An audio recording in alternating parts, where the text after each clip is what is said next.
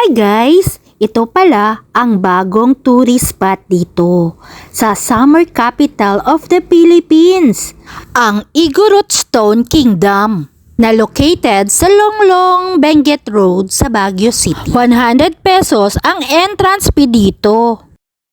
At may rules and regulation dito na dapat nating sundin, para na rin mapanatili ang kaayusan, kalinisan at kagandahan ng lugar.